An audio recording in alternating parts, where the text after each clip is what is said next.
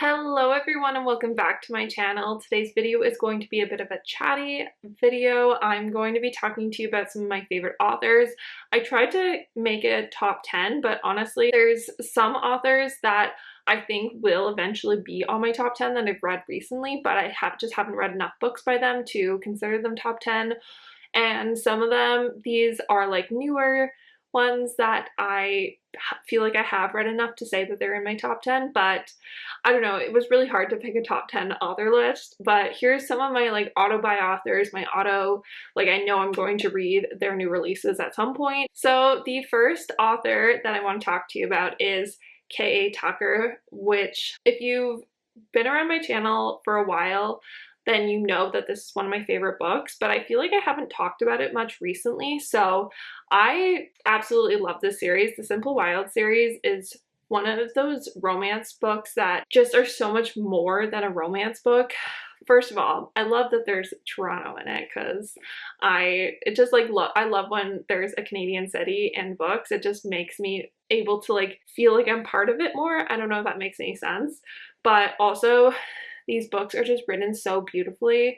Like the love story, it's so angsty. I like don't even know what to say, but this is like by far my favorite series. I actually haven't read a bunch of Kacey Tucker's backlist, but I feel like I would really like them. So I feel like I need to read more. I know also that she's like in the middle of like a fantasy series right now, which I've heard really good things about. So I do really need to read more of her backlist, but because this is one of my favorite series of all time, I couldn't not include it in this list because anything that has to do with this series, I will buy. If she continues the series after Marie's story, I will buy it. I will 100% buy it, and I'm planning on reading her backlist, so I feel like I'm definitely going to read her backlist at some point, just when, who knows. The next author is probably a very obvious one, and it is Emily Henry. I love everything that Emily Henry has ever written. The only one that she's written recently that I don't love as much as the others is People We Meet on Vacation. I don't love that one as much. It's like a 4-star. The rest of them are all 5 stars for me. I do an annual reread whenever she releases her new book, just so that I can get them all in the right order. So I'm currently in the middle of that. So I read Happy Place, and it might push Beach Read out of the top spot, but I do think Beach Read is a less contentious book. So I think that if you're going to start with Emily Henry, I would recommend starting with Beach Read. I feel like people who start with Beach Read end up that's their favorite, and then people who started with People We Meet on Vacation, that's their favorite book, and that they don't really like Beach Read, and vice versa. Like people who really liked Beach Read don't love People We Meet on Vacation. But everyone I think can agree that Book Lovers was really good, and Happy Place is even more divisive. So yeah, anyways, this is where I recommend starting with Emily Henry. I feel like it's quintessential. It's got the banter, it's got the tension. It's actually a lot more sexually explicit than I remember like rereading it. I thought that it was like a 1 steamy rating, but I would say it's actually like 3 maybe. I don't know. The tension that is all throughout this book is just nuts. Emily Henry is just so good at writing such a beautiful story while also having a romance. Like all of our characters are just so well developed that you can't help but love them. So Emily, I feel like I need to stop talking about this or else I could go on all day, but Emily Henry will always be one of my favorite authors. She hasn't missed yet for me. So the next author that I want to talk to you about is a little controversial, but she has been someone I've read since I was like in middle school, and it is Cassandra Clare. I really like her writing. I love The Infernal Devices, and it might just be because it's like such a nostalgic series for me that I will continue to pick up all of her books. But if you are going to start somewhere, I don't recommend starting with City of Bones. I feel like even though that is the recommended reading order, I feel like if you're going to want to get into her writing, you can't start there. You won't and you won't, because you won't continue the series.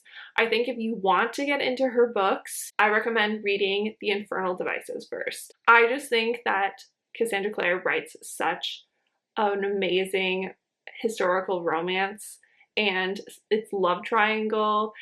So if you don't like love triangle, you might not like this book, but it is so angsty. They're all like teenagers in these books, so it's obviously very angsty. It's like very much teenage drama, but also like fighting monsters, so not teenage drama. I know like not a lot of people love her writing, but because her writing is like kind of my childhood, she's got to be on this list of top 10 favorite authors right now.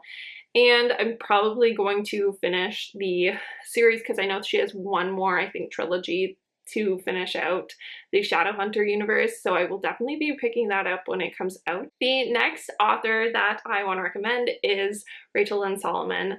I love Rachel Lynn Solomon's books. I kind of feel like she might be a little underrated for traditionally published authors. She always has Jewish representation in all of her books because she is Jewish, and she also does such good mental health representation, I feel like, in them. I think X-Talk is my favorite book that I've read by her, but Weather Girl is also one of my favorites because the mental health representation in that book was, honestly, I felt a little too seen.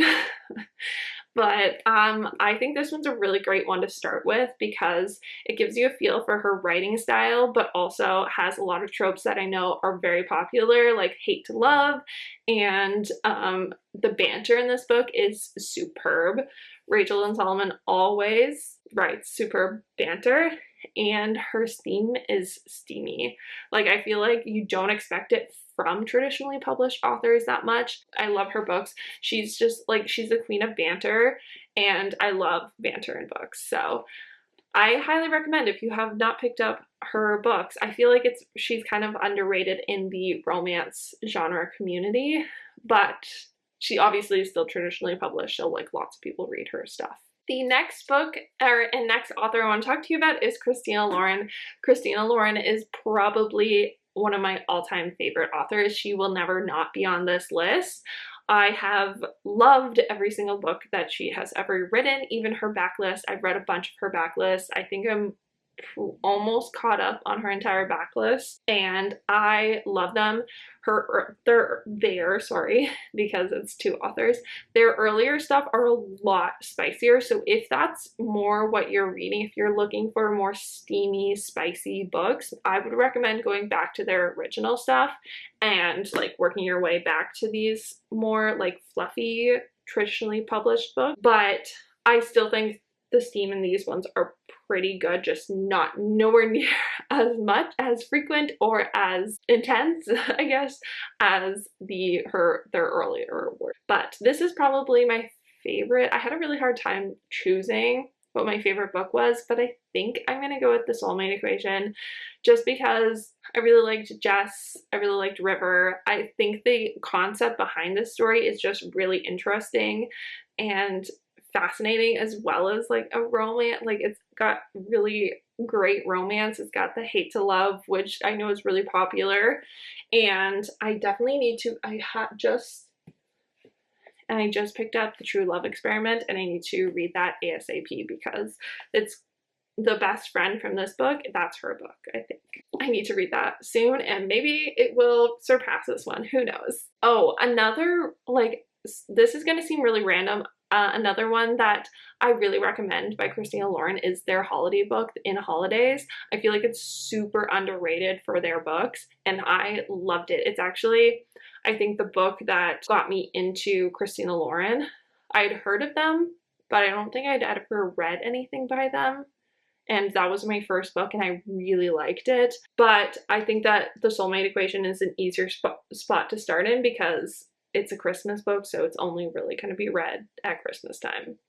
but I think you could read it any time of the year. It's because it's not super Christmassy. The next author I have is Abby Jimenez, and the book I recommend starting with is Part of Your World, and so you can read Yours Truly. I have not read Yours Truly. It's actually right here on my shelf. I haven't read Yours Truly yet, but I've heard such good things, and I have no doubt in my mind that I will absolutely love it when I get around to picking it up, because Part of Your World was one of my favorite books that I read last year, and I really loved The Friend Zone. I've read like every single book that I've read by Abby Jimenez, I've really loved. I think Part of Your World is probably my favorite. I don't know, The Friend Zone was really good, but she writes such good angst in the book, such good tension and banter.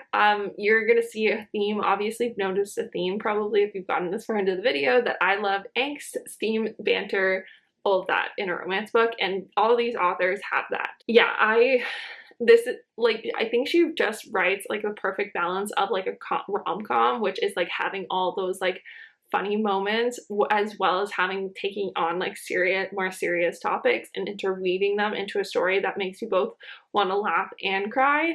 So I definitely recommend, if you haven't already picked up anything by her, I think you'll really love her, and I would start with Part of Your World. The next author that I want to talk to you about is Devney Perry. Juniper Hill is not the place I would start, but it's my favorite book by her, so I had to include it. I don't recommend starting with the these ones, the what is it called? The Jameson Valley series, just because that's one of her older works, and I think she's just become such a much better writer since then, that I would start with the Eden series, even though I think she's coming out with a sports series currently, but I would still start with Eden's because I think she just writes the best romantic suspense I have almost ever read. Like the romantic suspense small town genre, Devney Perry's got that locked down. I have heard good things about Catherine Coles, but I haven't read anything, so I would recommend Devney Perry. I think I would start with Indigo Ridge so that you can read Juniper Hill ASAP, so you can read this such a cute, beautifully written story. I love it. This is what made me fall in love with the single parent trope. I just love the fact that with romantic suspense, it takes the pressure off the relationship in order to have a third act conflict, that the conflict is the romantic suspense element rather than having them have to break up or something like that. That's the pressure on the relationship, and I just really like that. Highly recommend Devney Perry, but I know she's a super popular author, so I'm sure you've already read something by her. The next authors that I want to talk to you about are Carolyn, Peckham, and Suzanne Valenti.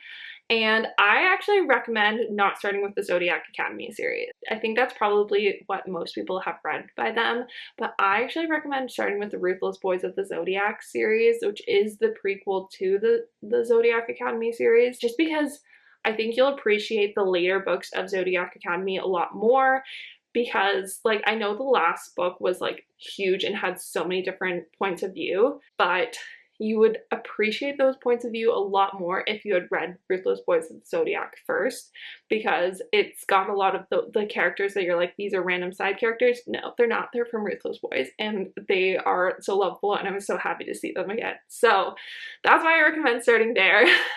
I also just think that it's easier to get into because it's a 5-book series, and Zodiac Academy is not even finished yet at 8 books.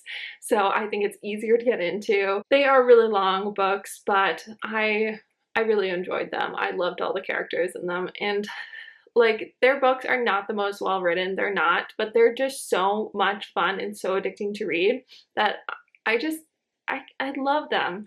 And I really want to read their new fantasy romance series. I don't know if I'll ever read their Quarantine Men series, just because I'm not a huge fan of bully romances unless they're in like a fantasy kind of world. So I don't know if I'll ever go back and read them, but maybe I will, just because I think that their just writing is just so much fun. So maybe I will, and maybe I'll really love it.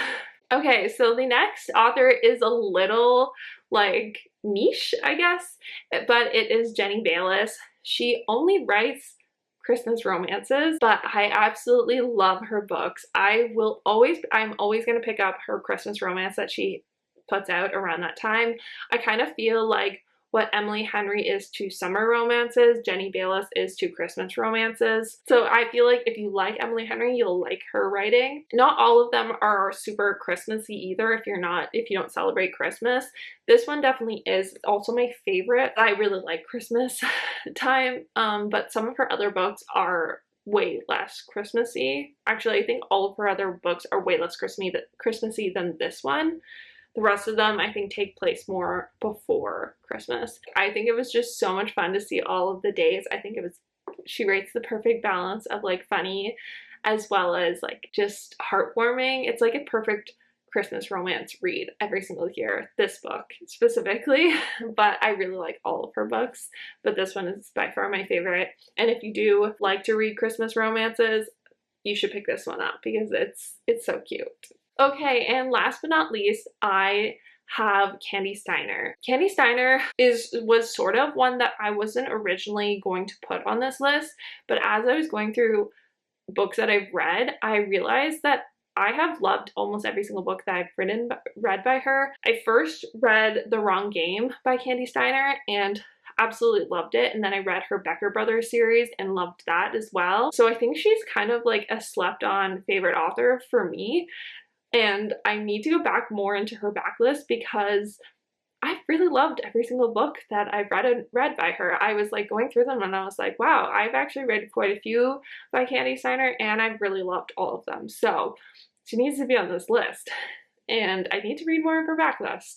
But this is where I recommend starting. This is where I started, is The Wrong Game. Then I think this is one of her like new but like medium of the road written stories. She has written a lot new. I think her new series, that sports series that she wrote last year, has been getting a lot of attention.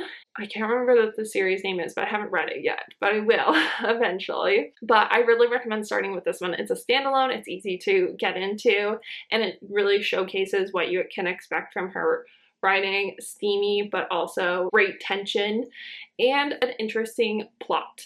The Becker Brothers was one of her earlier books and it's still really good. It's a romantic suspense element, but I think that you can tell that it's an earlier written work. So I recommend starting with The Wrong Game and I hope you guys like it. Okay, and those are my top 10 favorite authors that I'm going to talk to you about in this in this video. I hope you guys enjoyed. Leave in the comments down below what one of your favorite authors are and where I should start with their book. Subscribe if you're not already. Give it a thumbs up and I will see you in the next one. Bye guys.